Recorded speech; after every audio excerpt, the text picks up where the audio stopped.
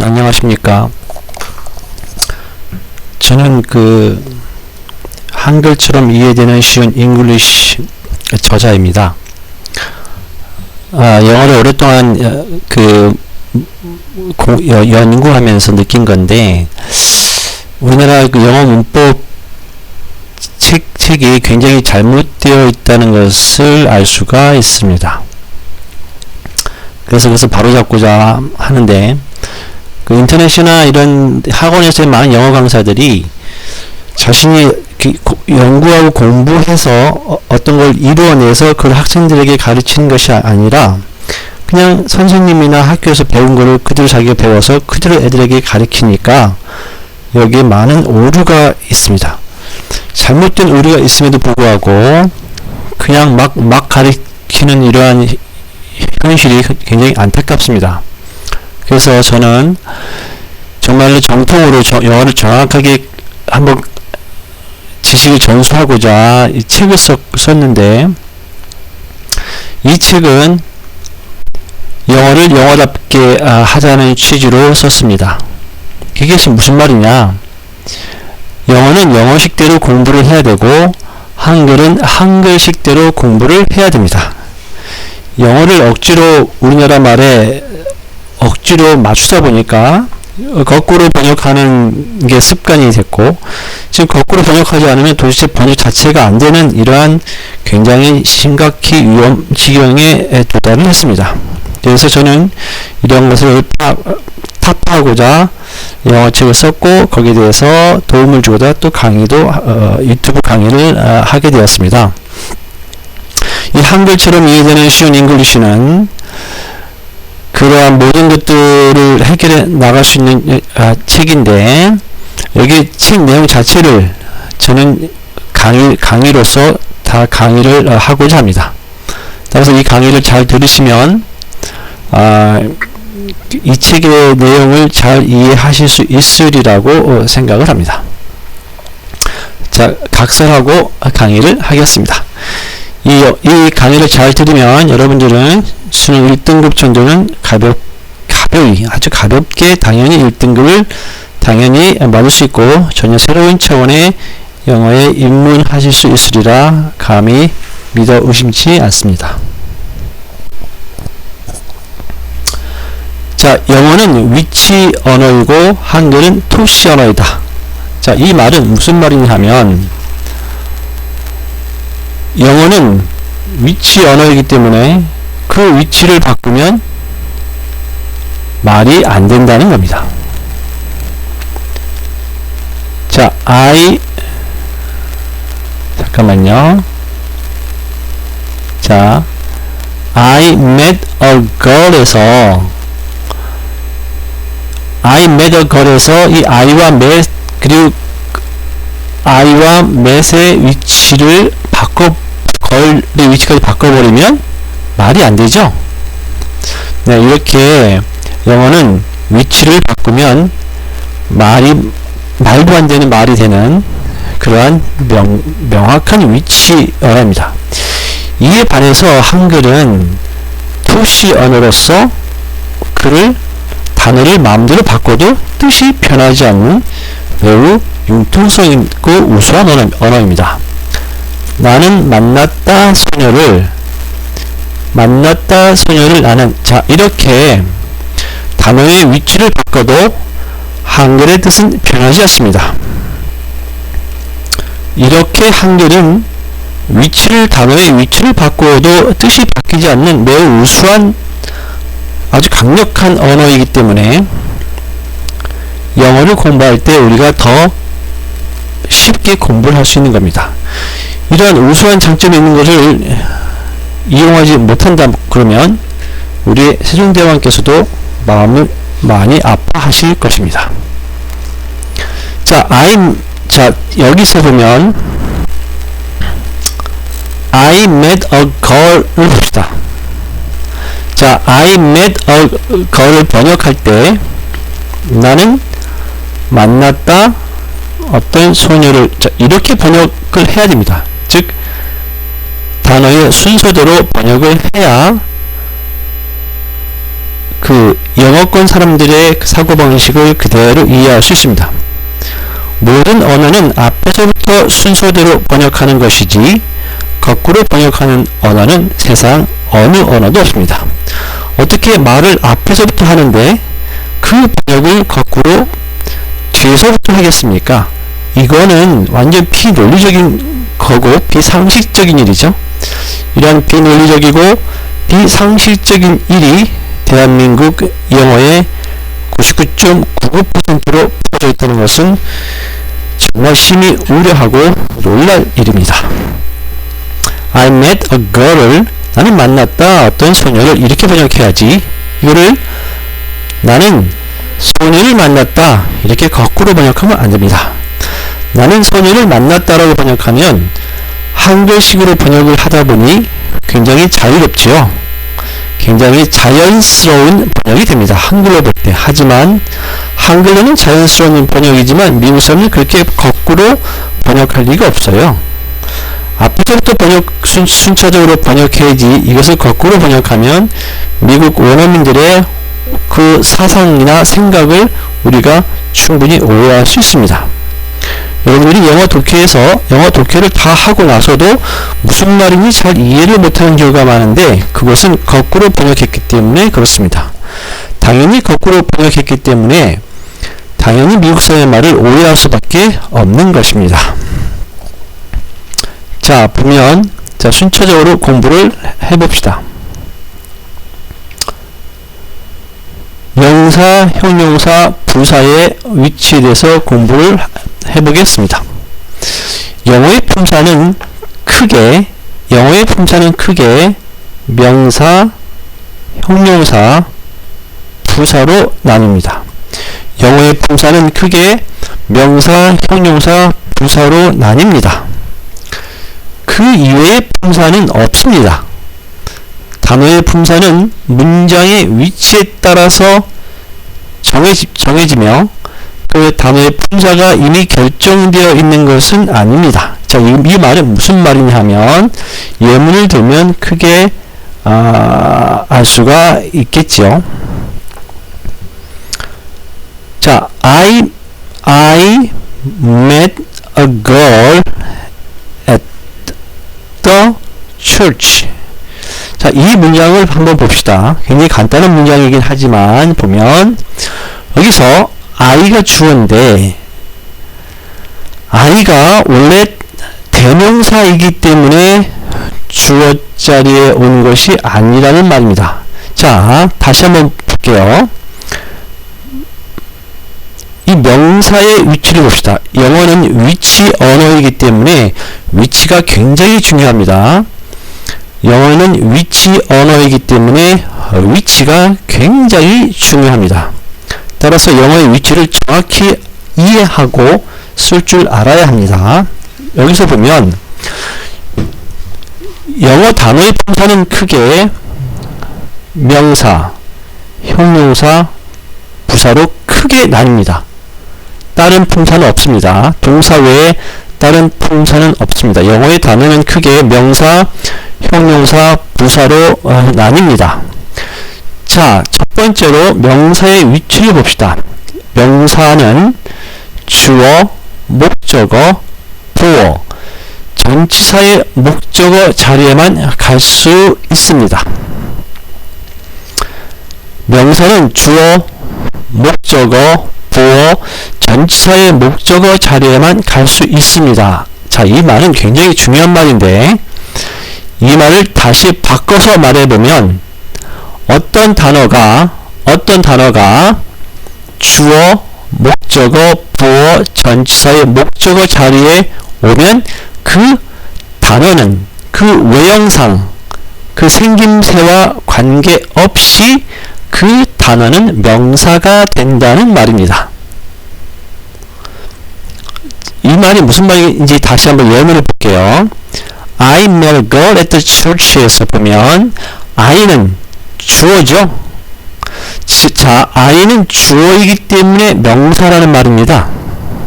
다시 I가 명사이기 때문에 주어 자리에 올 수 있는 것이 아니라 I가 주어 자리에 왔기 때문에 I의 품사는 명사가 된다는 말입니다. 자, 다시 한번 볼게요. A girl 봅시다. 이 걸을 보면, 자, 걸을 볼게요. 이 걸을 보면 이 걸이 명사이기 때문에 목적어 자리에 온 것이 아니라 이 걸이 목적어 자리에 왔기 때문에 명사가 된다는 말입니다. 자, 이 말이 이해가 돼야 됩니다. 다시, 걸은 목적어 자리에 왔기 때문에 명사가 된 것이지, 걸이 명사이기 때문에 목적어 자리에 온 것이 아니다. 굉장히 중요하고 너무 영어의 기초 중에 기초가 되는 말로서 이 원리를 명백하게 분명히 이해를 해야 됩니다.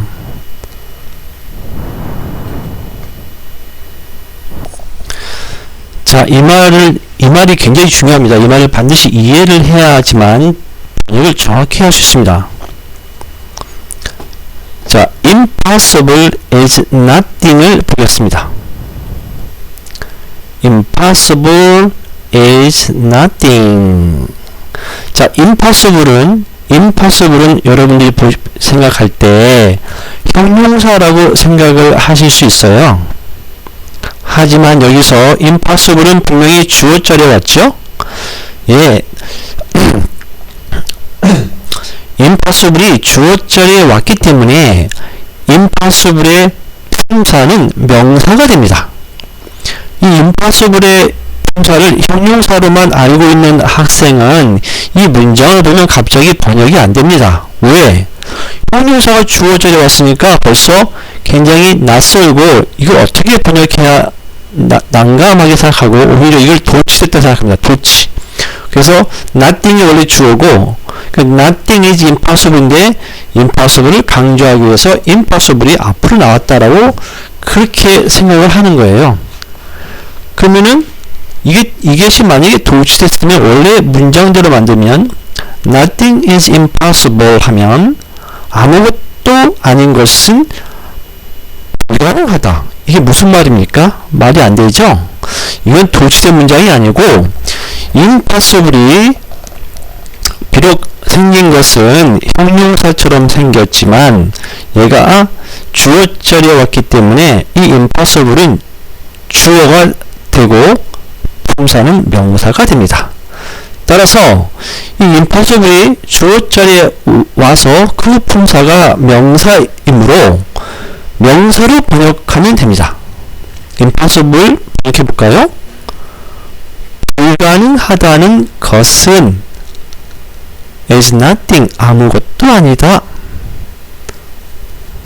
그렇죠? impossible은 여기서 형용사가 아니고 명사이기 때문에 명사로 번역을 하면 됩니다. 왜 이렇게 형용사처럼 생겼는데 왜 주어 자리에 올 수 있느냐? 아니면 영어는 위치 언어이기 때문에 비록 생긴 것이 형용사처럼 생겼어도 또는 부사처럼 생겼어도 얼마든지 명사의 위치에 올 수 있습니다. 여기서 impossible은 비록 생긴 것은 형용사처럼 생겼지만 주어 자리에 왔고 주어 자리에 왔으므로 그 품사는 명사가 되는 것이죠. 이렇게 단어가 문장의 위치에 따라서 품사가 바뀌는 것을 정확히 이해를 해야지만 정확한 번역을 할 수 있습니다. 왜냐? 품사가 명사라는 것을 정확히 이해를 하면 명사로 번역하면 되거든요. 이 품사가 형용사라는 것을 정확히 이해를 했으면 형용사로 번역하면 되지요. 이 품사가 부사라는 것을 정확하게 이해를 했으면 즉 이 단어가 부사의 위치에 있구나. 그러므로 얘는 부사구나. 그러면 정확히 부사로 번역할 수 있습니다. 이 단어의 위치가 형용사의 위치인지 부사의 위치인지 모르면 정확한 번역을 할래야 할 수가 없게 됩니다. 자, 차근차근히 계속 배워나갈 건데, 이렇듯 명사의 위치는 굉장히 중요하다. 그 중요한 명사는 그 문장 내에서의 위치가 주어, 목적어, 보어, 전치사의 목적어 자리에 어떤 단어가 오면 그 단어의 품사는 명사가 된다는 말입니다. 어떤 단어의 품사가 명사이기 때문에 주어, 목적어, 보어, 전치사의 목적어 자리에 올 수 있는 것이 아니라 어떤 단어가 주어, 목적어, 보어, 전치사의 목적어 자리에 왔기 때문에 그 단어의 품사는 명사가 된다는 것입니다. 여기서 여러분들이 조금 어려워할 수 있는 것이 이 보어와 전치사의 목적어입니다. 이 보어와 전치사의 목적어는 다음 칸에서 설명을 하니까 전혀 신경 쓰지 않아도 되고, 약간의 예습으로 설명하자 그러면 전치사의 목적어 자리에서 명사가 전치사의 목적어 자리에 갈 수 있는데, 그거를 간단히 먼저 설명을 하겠습니다. 뒤에 와서 자세하고 매우 쉽게 설명이 되어 있지만 여기서 간단하게만 설명을 해보면, 전치사가 있으면 반드시 그 끝에는 명사가 와야 됩니다. 전치사가 오면 반드시 맨 뒤에는 명사가 와야 된다. 이거를 그 유명한 전명구라고 합니다. 이렇게 전치사가 있으면 그 맨 끝에 이렇게 명사가 와야 되는데, 전치사 맨 끝에 있는 명사, 전치사 맨 끝에 있는 명사를 바로 전치사의 목적어라 그럽니다. 보어는 보어는 다음에 설명되어 있죠? 보겠습니다. 자, 이게 너무 지저분하기 때문에 잠깐 지우는 시간을 제가 가질게. 여러분들은 잠깐 좀 쉬십시오.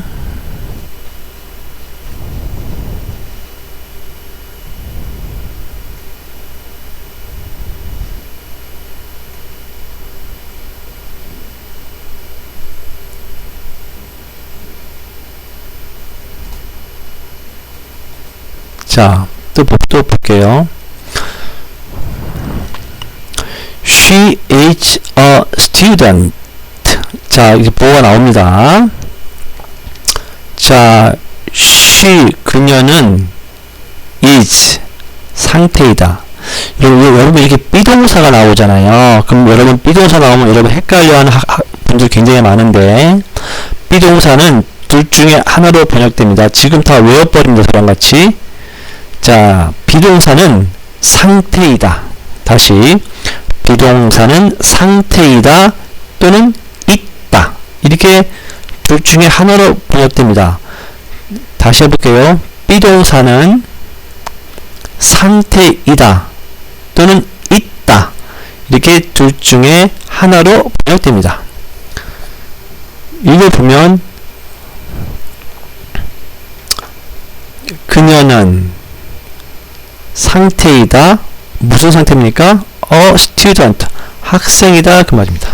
자, 비동사는 상태이다 또는 있다 둘 중에 하나로 하는데, 이때 상태이다 할 때 상태를 빼도 됩니다. 그녀는 이다. 뭐냐? 학생이다 그 말이에요. 그녀는 이다. 학생. 이렇게 번역을 해야지. 이거를 거꾸로 번역해서 그녀는 학생이다 이렇게 번역하면 안 됩니다.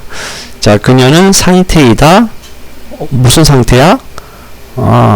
학생 상태구나. 이렇게. 학생이구나. 이 말입니다. 그녀는 이다. 그녀는 이다. 학생. 이렇게 합니다. 자, 그러면 여기서 보어가 나옵니다. 자, 명사가 갈 수 있는 위치는 주어, 목적어, 보어, 전치사의 목적어라 그랬죠? 그래서 그럼 보어가 무엇이냐? 볼게요. 자, 보어는 다시 합니다. 보어는 무슨 말이냐 하면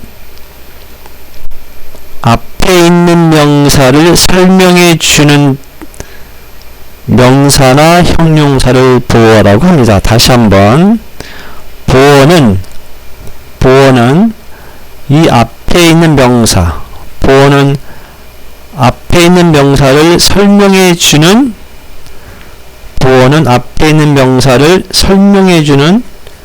명사나 형용사를 보어라고 합니다.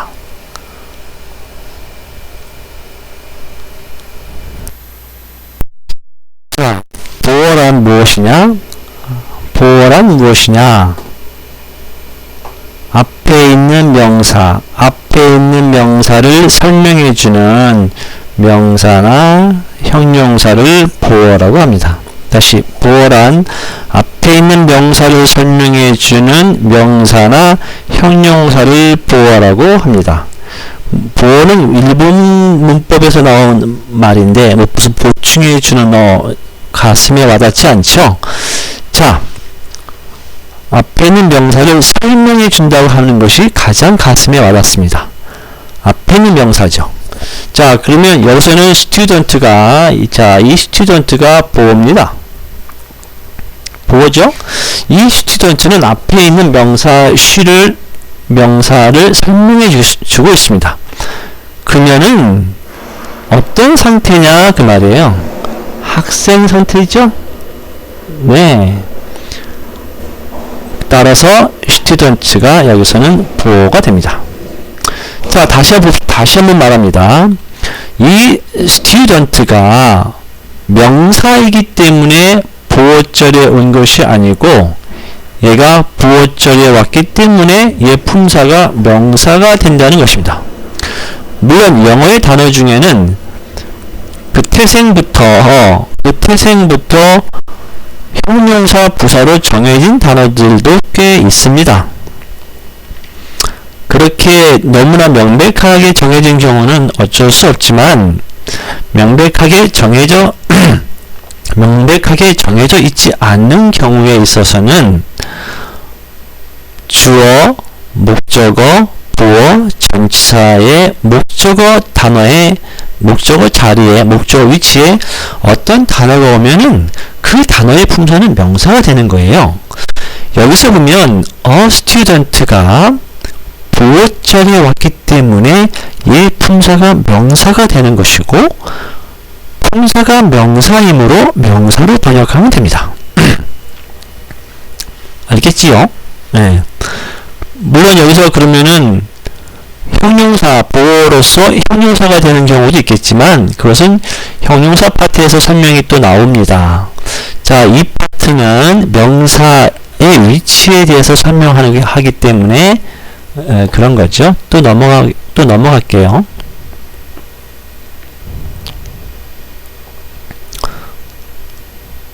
자, 그러면 이제 나머지 한 자리, 즉 명사는 전치사의 목적어 자리에 올 수 있다. 그렇죠?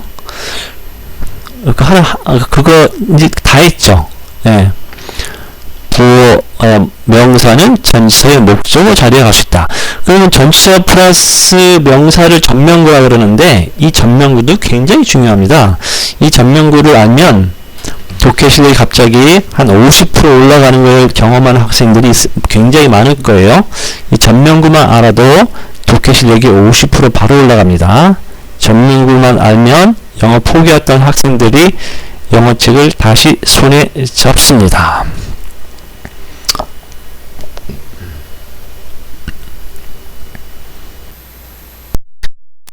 이제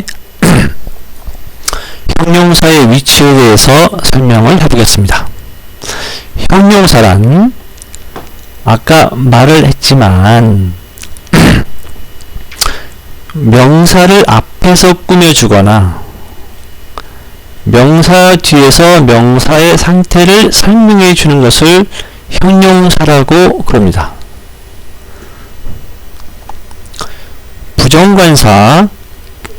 부정관사, 어나 언이죠. 정관사, the, 소유격은 다 명사 펴는 거죠.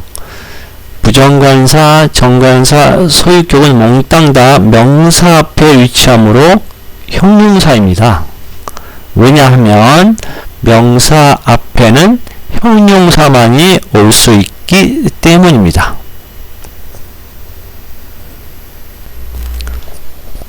자, 비동사는 아까 뭐라 그랬습니까? 비동사는 아까 이다, 상태이다 또는 있다. 이게 비동사는 상태이다 또는 있다 둘 중에 하나로 번역이 됩니다. 자, 또 봅시다. 굉장히 제가 또 중요한 거 하고 있는데, 대한민국에서 이것을 구별할 수 있는 사람은 제가 최초입니다. 아, 그럼 뭐 너 잘났다고 뭐 자랑하는 거냐? 좀 그런 면도 좀 있어요. 있기는. 하지만 제가 이 차이를 구별해냈을 때 제가 얼마나 기뻤는지는 말로 표현 못합니다. 저 혼자서 책상에서 저 혼자서 막 춤추고 막 노래 부르고 그렇습니다. 너무 기뻐서. 이거 대한민국에서 최초로 공개하는 겁니다. 정말 놀라운 내용이죠. 형용사가 이렇게 오묘하다는 것도 여러분들이 좀 처음 느낄 것인데, 또한 영어가 얼마나 위치가 중요한지들을 여러분들은 오늘 또 느끼실 겁니다. 영어는 위치 언어입니다. 영어는 위치 언어입니다. 위치가 바뀌면 영어 단어의 뜻은 변합니다. 왜냐? 영어는 위치 언어이기 때문에. 좀 앞서 나가긴 했지만, 여러분들 그 학원이나 학교 선생님들 중에서 부사의 위치는 막 바꿔도 된다 이렇게 말씀하시는 분들도 대부분이죠. 뭐 99.99%의 선생님이나 학원 강사들이 부사의 위치를 마음대로 바꿔도 된다고 그래요. 하지만 부사의 위치는 바뀌면 뜻이 분명히 달라지는 정도도 매우 큽니다. 함부로 바꿀 수가 없죠. 왜? 영어는 위치 언어니까. 영어는 위치를 바뀌면 뜻이 달라집니다.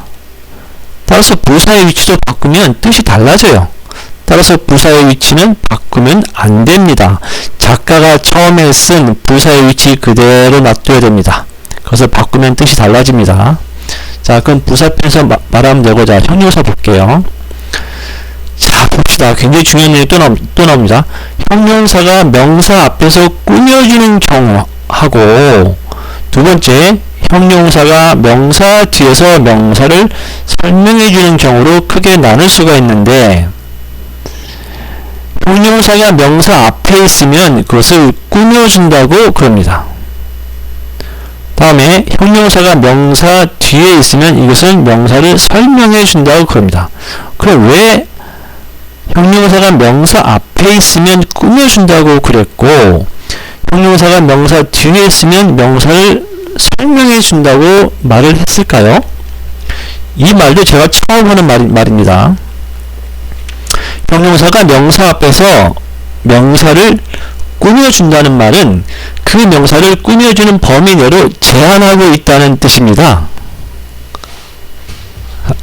다시, 형용사가 명사 앞에서 명사를 꾸며준다는 말은 그 꾸며주는 것만큼, 그 범위만큼으로 그 명사를 제한하고 있다는 뜻입니다. 형용사가 명사 뒤에서 명사를 설명한다는 것은, 이것은 제한하는 게 아니죠. 단지 어떤 명사가 있는데 그 명사의 다양성 중에서 일부분에 대해서 설명해 주는 거예요. 물론 전체를 설명해 줄 수도 있지만, 보통은 그 사람에 대해서 그 명사에 대해서 100% 다 알 수가 없잖아요. 어떻게 보통은 일반적으로 일부분만 설명하게 돼 있어요. 자, 그러면 여기서 영어의 그 굉장히 깊은 뜻이 나오는 거예요. 자, 형용사가 명사 앞에서 꾸며주면 명사를 그만큼 꾸며주는 범위만큼 제한하는 거라고 했지요. 그렇기 때문에 형용사가 명사 앞에서 꾸며준 경우는 일반적이고 객관적입니다. 왜? 범위를 제한하고 있기 때문에 일반적이고 객관적이에요. 객관적이므로 항상 일어나며 누가 봐도 인정한다 뜻입니다. 즉 일반적이고 객관적이다는 말이에요. 봅시다. I met a pretty girl. 나는 만났다. 어떤 예쁜 소녀를, 이거를 거꾸로 번역해서 나는 예쁜 소녀를 만났다. 이렇게 거꾸로 번역하지 말라고 제가 그랬습니다. 그렇게 번역하면요 머리가 바보가 됩니다. 나는 만났다 어떤 예쁜 소녀를. 자, 충분히 이해되죠? 한글은 이렇게 우수한 언어입니다. 나는 만났다 예쁜 여자를. 자, 여기서 보면 자, pretty가 girl 앞에 왔죠? 형용사가 명사 앞에 왔습니다. 이렇게 형용사가 명사 앞에 왔죠? 형용사가 명사 앞에 오면 일반적이고 객관적이다. 여러분 중에 혹시 일반적이고 객관적이다라는 이 한글 자체를 이해 못하는 사람이 있으면 이 책을 한글 책을 많이 읽어야 됩니다. 일반적이고 객관적인 뜻까지 가서 설명 못합니다. 자, 일반적이고 객관적이다. 자, 무슨 말이에요? 누가 봐도 예쁜 여자다 그 말이에요. 자, 여러분 일반적이란 말은 제가 설명할게요. 일반적이란 말은 항상 그렇다는 말이에요. 항상. 과학법칙은 일반적인 법칙이죠. 과학현상은 일반적인 것입니다. 부익부 빈입빈 현상은 일반적인 것입니다. 항상 그렇다는 것이에요. 이게 일반적이란 말입니다. 객관적이란 말은 누가 봐도 항상 그렇단 말이에요. 따라서 I met a pretty girl. 나는 만났다 어떤 예쁜 소녀를. 그러면 이것은 이 여자는 누가 봐도 객관적으로 예쁘다는 얘기입니다. 탤런트를 예를 들면 김태희 정도 되겠죠. 자, 김태희 정도나 뭐 수지 정도 되면 누가 봐도 예쁘잖아요. 이렇게 객관적이고 일반적인 걸 나타낼 때는 형용사가 이렇게 앞에 오는 거예요. 알겠죠? 자, 봅시다. 그 다음에 the visible star. 자, visible의 IBLE는 전미사 IBLE가 붙으면 수동태로 번역됩니다. 전미사 IBLE가 붙으면 수동태로 보여져서 수동태로 번역이 됩니다. 따라서 the visible star는 보여지는 별입니다. 보여지는 별이죠. 자, 그러면 visible이란 말이 형용사가 명사 스타 앞에 왔기 때문에 얘는 항상 일반적이고 객관적이다. 그러니까 항상 볼 수 있다 그 말이에요. 밤만 되면 항상 볼 수 있는 별이란 말이에요. 그 다음에 the invited guests. 자, invited라는 PP 과거분사가 명사 앞에 와 있죠. 그때는 그러면 요 invited는 형용사가 됩니다. 뒤에 가서 다 설명을 하겠지만 우리가 흔히 알고 있는 준동사. 자, 준동사에는 ing 과거분사 PP라고 합니다. ing 과거분사 PP 그리고 투부정사 있죠. 예. 특히 이 중에서 이 ing, pp, 투부정사 세 개를 준동사라고 그러는데 이 준동사 중에서 ing나 pp가 이렇게 명사, guess 같은 이렇게 명사 앞에 오면 개의 품사는 형용사가 돼요. ing와 pp가 명사 앞에 와서 명사를 꾸며주면 그 ing와 pp는 형용사가 됩니다. 당연하죠? 제가 아까 형용사의 위치를 정했잖아요. 형용사의 위치는 명사 앞이나 뒤에 와서 명사를 꾸며주거나 명사를 설명해 주는 것을 형용사라고 한다. 제가 그래서 준동사는 동사라는 품사는 없다고 그랬죠. 따라서 이때 준동사인 ing와 pp는 명사 앞에 왔기 때문에 애들은 형용사 됩니다. 여기서 보면 invited라는 과거분사 pp가 명사 앞에 와서 게스트를 꾸며주고 있죠. 예. 자, invited가 명사 게스트 앞에 왔기 때문에 얘는 일반적이고 객관적입니다. 자, 그러면 일반적이고 객관적이란 말은 무슨 말이에요? 초대된 정식 초대장으로 초대된 손님을 나타낼 때 그때 invited guests라고 invited라는 과거분사를 명사 앞에 위치합니다. 이렇게. 이게 형용사가 명사 앞에서 꾸며주는 경우입니다. 뒤에서 비교해보면 충분히 이해되니까 조금 이해 안되면 넘어가면 됩니다. 뒤에 가서 자연스럽게 이해됩니다. 바로 뒤에 가서. 두 번째로 이미 일어난 과거를 나타냅니다. 자, 객관적이란 말은 무슨 말이에요? 이미 일어났기 때문에 객관적이에요. 이미 일어나지도 않은 미래를 갖고 객관적이라 하는 사람 있어요? 없죠. 이미 일어났기 때문에 그걸 객관적이라고 그러는 거예요. 따라서 형용사가 명사 앞에 있다는 얘기는 명백하게 과거에 발생했다 그 말입니다. 이미 일어난 사건을 나타냅니다. 즉 객관적이므로 이미 일어난 과거를 나타낸다는 말이죠. I have a delivered letter. I have a delivered letter. 자, delivered라는 과거분사가 letter라는 명사 앞에 왔죠. 따라서 이때의 과거분사 delivered는 letter인 명사를 앞에서 또 꾸며주는 형용사죠.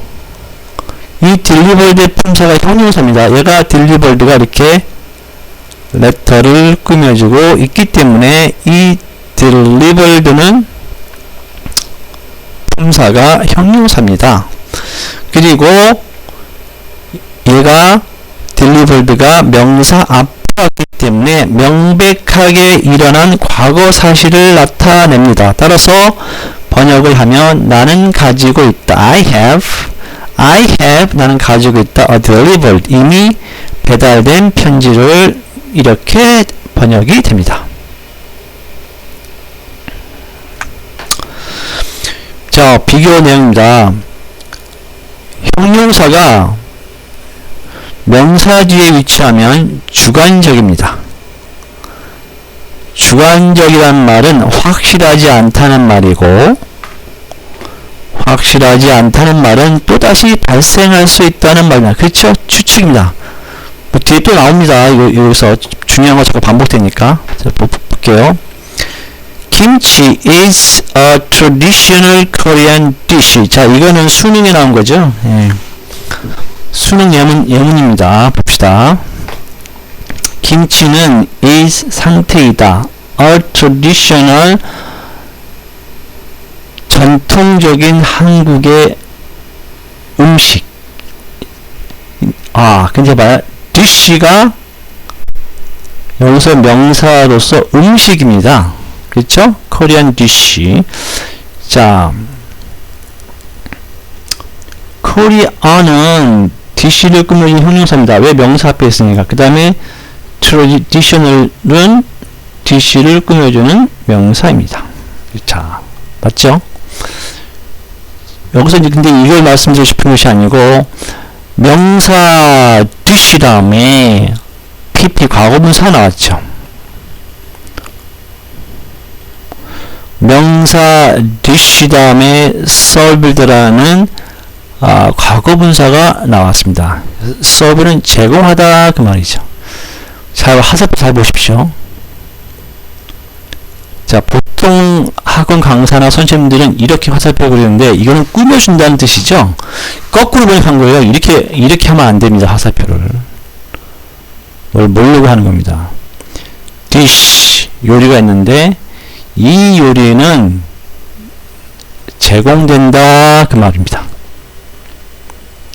명사 다음에 이렇게 명사 dish 이렇게 명사 다음에 과거분사 pp가 나오면 거의 한 90% 정도는 수동태로 번역하면 맞습니다. 그리고 수능 수준에서도 수동태로 번역은 맞는데, 제가 뭐라고 했어요? 명사 다음에 과거분사가 올 때 이 과거분사를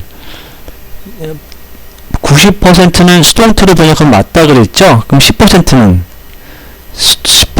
능동태로 번역하는 경우가 있습니다. 수능에서도 어법 문제 그게 나온 게 있어요. 그래서 그때 틀린 학생이 많죠? 공부한 학생들 중에 그런 학생이 있겠는데, a ship traveling, a ship traveling, a ship traveled. 어떤 게 맞냐 이거죠. 자, 그거는 제가 이제 그 수능 어법 기출문제 해설에서 나올 건데, a ship이 일반 명사 사물이니까 traveled라는 traveled, a ship traveled, 그러니까 traveled를 수동태로 번역합니다. 그게 아니에요. 그때의 traveled는 수동태로 번역하는 게 아니고 그것은 능동태입니다. 능동태. 그 a ship traveled 하면 배가 여행했다 그 말이에요. 배를 의인화시킨 겁니다. 이렇게 10% 정도는 능동태로 번역되는 경우가 있어요. 그거는 능동태냐 수동태냐 구별하는 것은 의외로 굉장히 쉽습니다. 여러분들이 번역을 마음속으로 해봐서 번역이 자연스럽게 되면 그때 그것은 수동태가 되고 능동태가 됩니다. 즉 이것처럼 명사 다음에 과거분사가 나올 경우에 맨 처음에 수동으로 번역해 보아서 말이 부드럽게 되면 수동태입니다. 근데 말로 번역해 보아서 뭔가 껄끄럽다. 그러면 빨리 제값싸게 능동태로 번역해 보세요. 능동태로 번역해 봤는데 말이 자연스럽다. 그러면 그것은 능동태인 것입니다. 즉 명사 다음에 과거분사가 나올 때 pp죠. 명사 다음에 이렇게 pp가 나올 때 그 pp는 90%는 수동으로 번역되지만 10%는 능동으로 번역되는 경우가 있다. 이걸 분명히 알고 넘어가야 됩니다. 수능에서 나왔으니까. 자, 여기서는 전통적인 한국 음식이 served, 제공된다. 수동태로 번역하니까 그 말이 굉장히 자연스럽죠? 따라서 이때의 served는 dish라는 음식이라는 명사를 설명해주는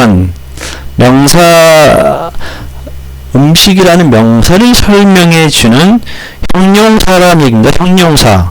품사가 뭐냐 그러면은 과거분사 이거 아니에요. 과거분사랑 이런 품사가 아니고 품사란 뭐냐 그러면 얘가 명사냐 형용사냐 부사냐 셋 중에 뭐냐 그거 물어보는 겁니다. 여기서 served는 형용사 명사 dish를 설명해주는 형용사 꾸며주는 게 아닙니다. 설명해주는 겁니다. with 부분적 자 with는 뭡니까? 그 대상은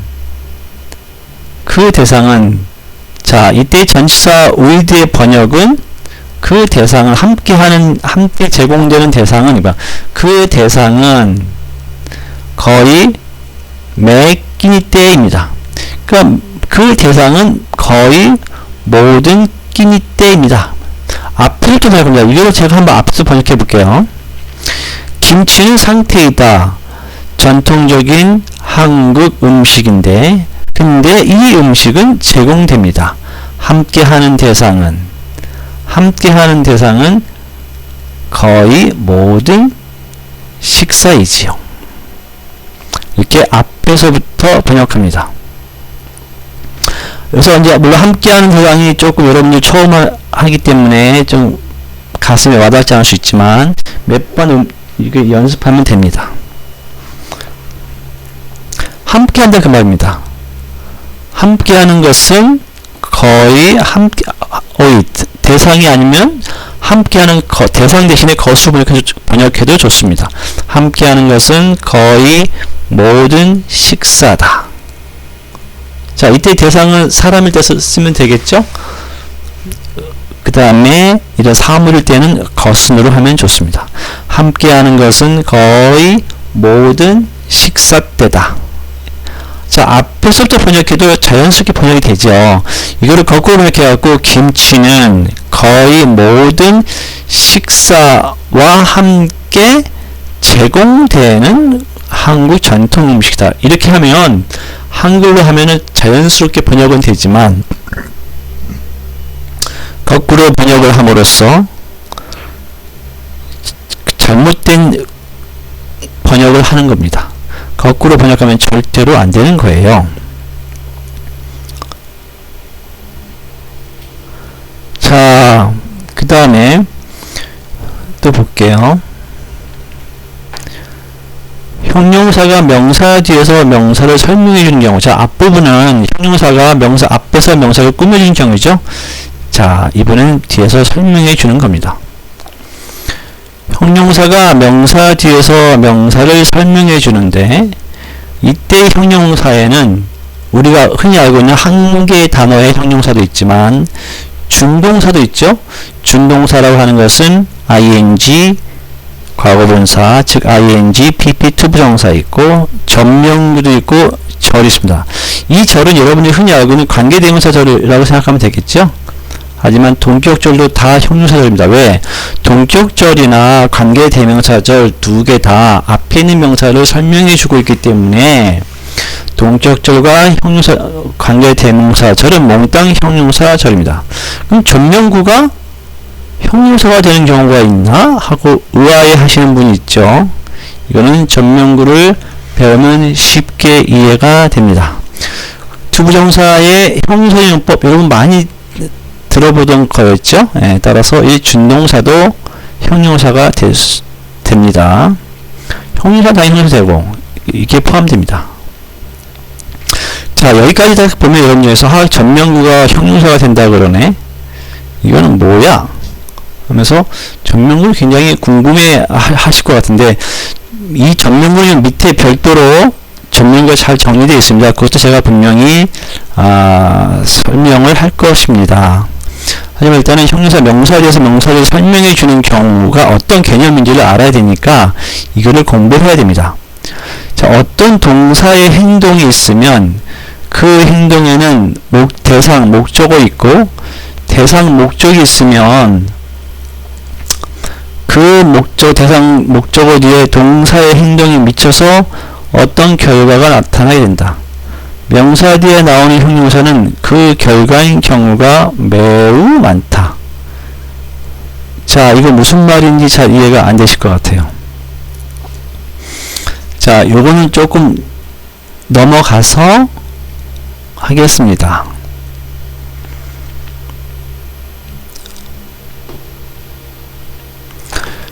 자, 여기서 볼게요.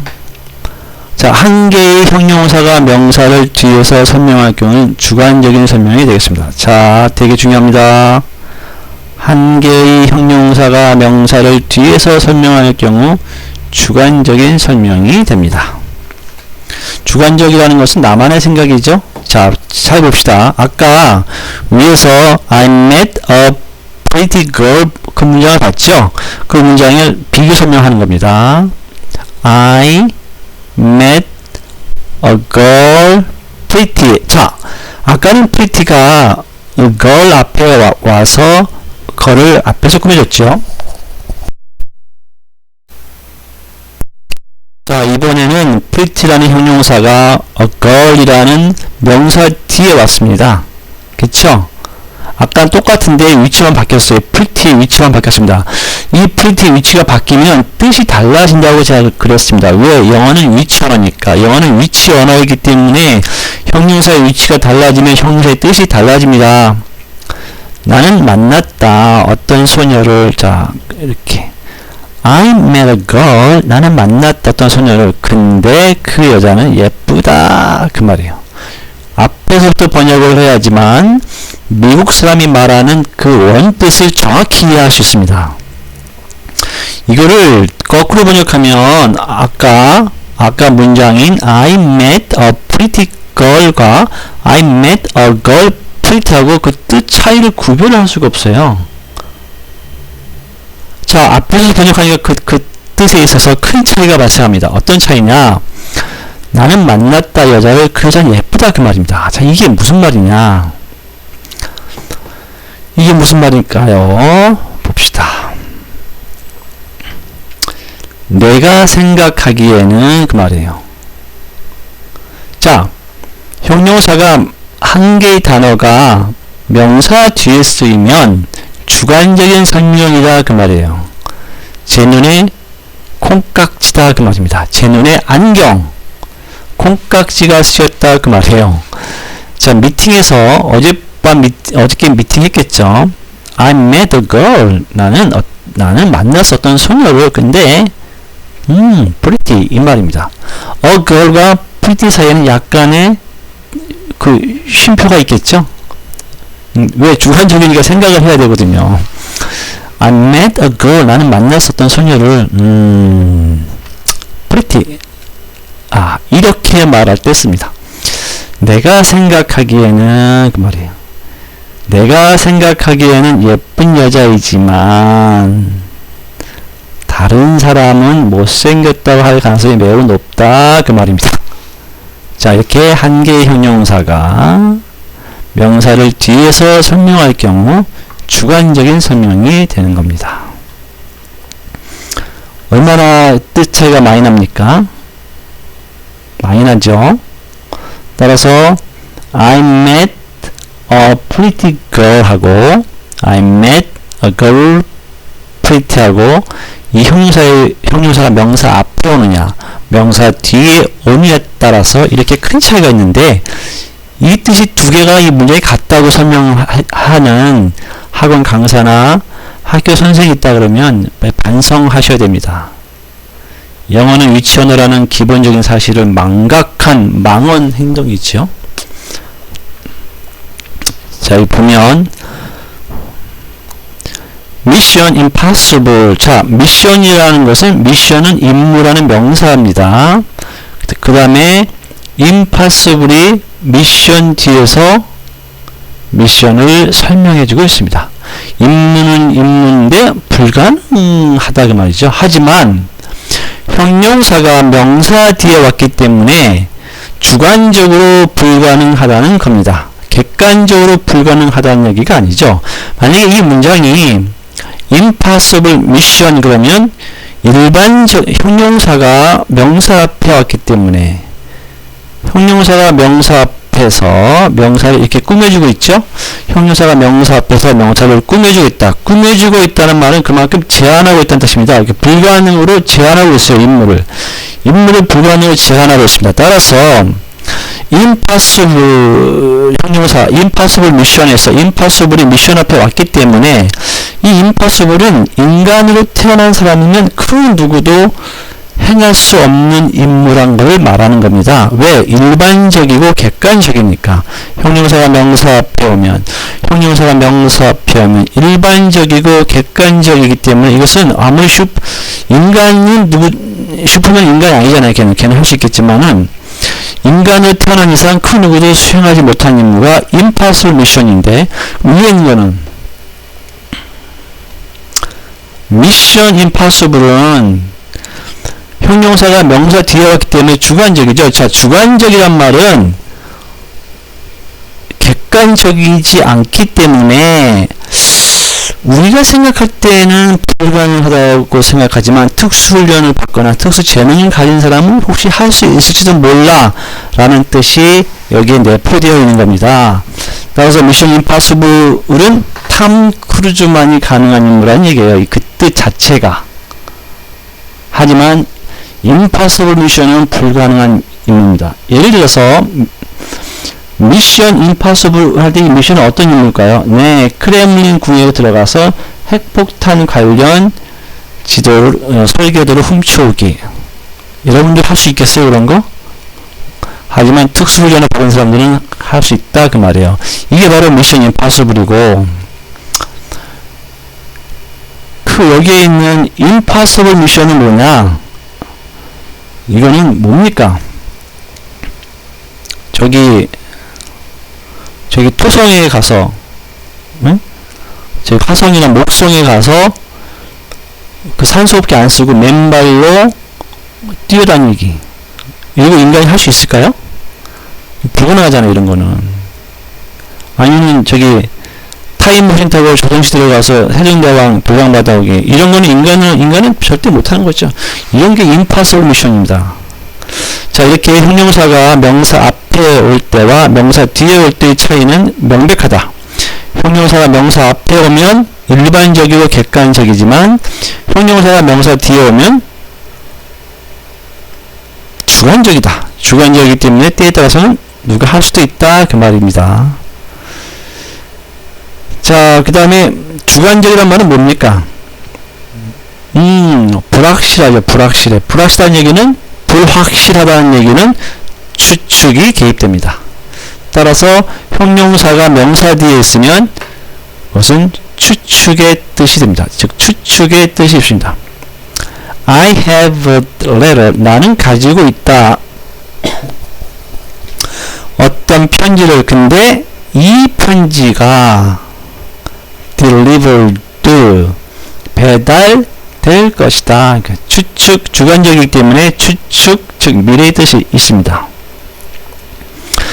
I have a letter delivered 갖다가 여러분들 중에서 혹시 공부 조금 한 학생들은 have 플러스 목적 플러스 PP니까 이것을 사역동사로 생각을 해서 오형식으로 생각을 해서 이건 사역형이야 해서 사역으로 오형식 사역으로 번역하는 사람들이 있을 것 같아요.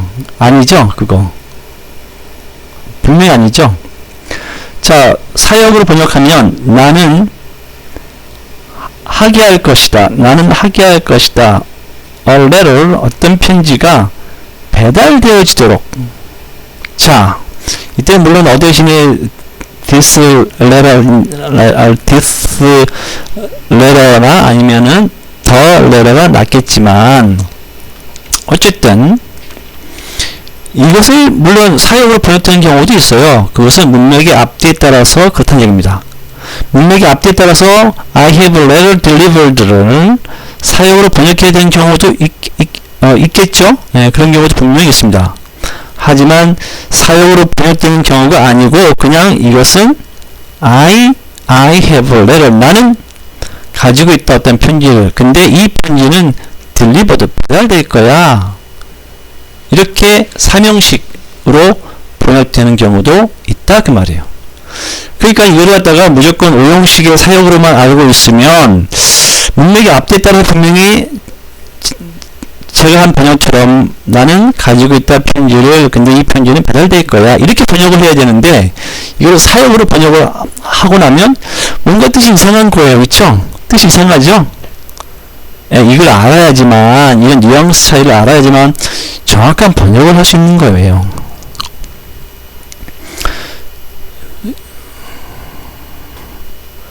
보면 여기 봅시다. 주관적인 설명이므로 불확실하면서도 추측의 뜻이 있다.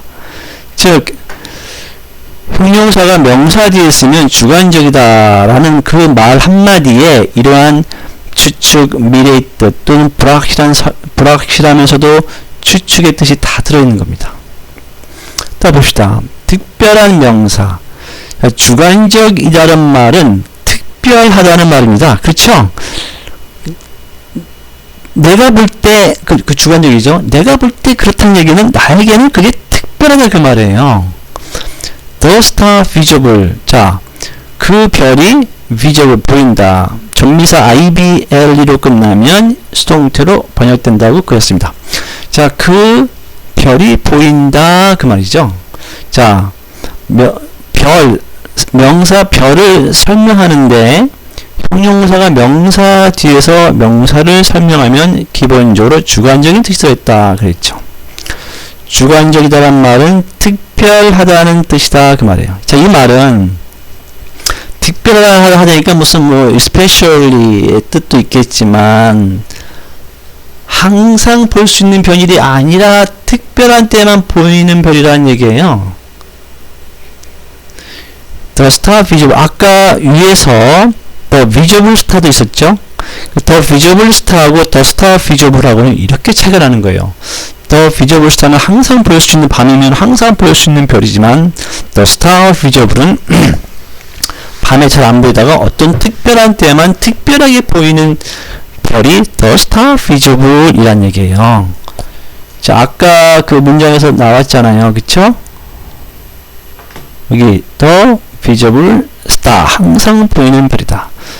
또 있죠? The guest invited, 그 손님은 초대되었다. 형용사 invited가 guest 뒤에서 guest를 이렇게 설명해주고 있죠. 따라서 형용사가 명사 뒤에 있으므로 주관적이다. 주관적이란 말은 특별하다. 특별하니까 그 손님은 초대되었는데 특별히 초대된 손님을 말합니다. The invited guest는 형용사가 명사 앞에 왔으므로, invited라는 형용사가 명사 앞에 왔으므로 얘는 일반적인 손님이다. 즉 정식 초대된 손님이란 얘기죠.